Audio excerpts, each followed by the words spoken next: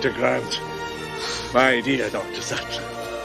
Welcome to Gastronomic Jurassic Park.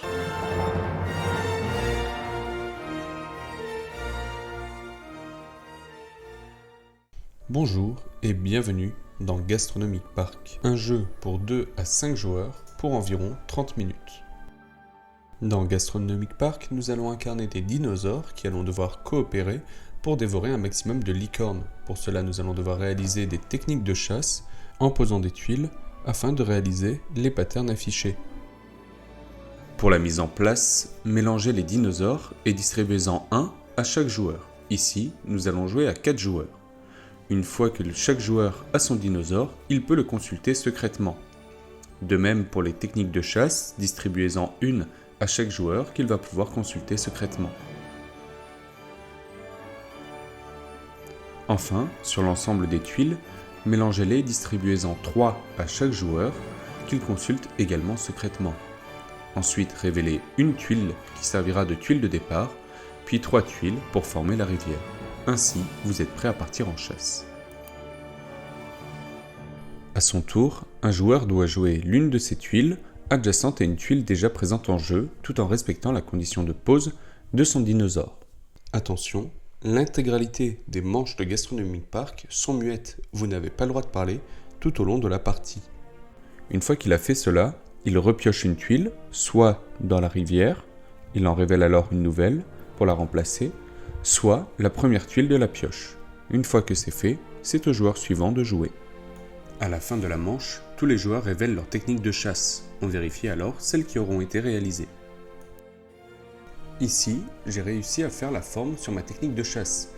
Le joueur adjacent également, ce joueur-ci aussi, et celui-ci n'a pas réussi à finir sa technique de chasse. Pour chaque technique de chasse réussie, les dinosaures vont dévorer 2 licornes qui vont s'ajouter à un pot commun. En effet, à la fin de la partie, nous allons vérifier l'appétit total des dinosaures. En plus des techniques de chasse, toutes les suites de tuiles de 1 à 6 vont vous rapporter des points.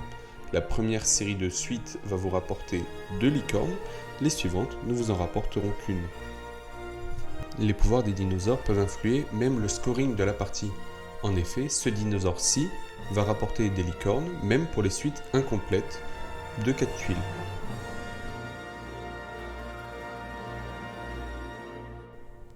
Une fois que les scores ont été calculés, nous allons vérifier l'appétit des dinosaures. Il va falloir alors défausser autant de licornes que le coût imprimé sur chaque carte de dinosaure autour de la table.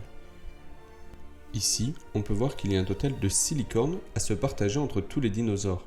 En effet, on va donc défausser 6 licornes prises dans le pot commun. Les licornes restantes vont être gardées pour la manche suivante. À la fin de la manche, nous défaussons les dinosaures et les techniques de chasse qui ont été utilisées. On en pioche alors des nouvelles pour les remplacer, et puis nous refaisons le setup pour la nouvelle manche. Gastronomic Park se joue en 3 manches, où nous allons vérifier à la fin de chacune des manches l'appétit des dinosaures. Si à la fin des 3 manches, malheureusement nous sommes en déficit de licornes, les dinosaures sont morts de faim. Si au contraire ils ont des licornes en plus, ils ont réussi à subvenir à leurs besoins et à survivre. Une fois bien familiarisé avec le jeu, vous pouvez tenter l'un des scénarios présents dans la boîte. Ces scénarios vous amènent à chaque fois 3 nouveaux dinosaures et de nouvelles règles pour essayer de marquer un maximum de points.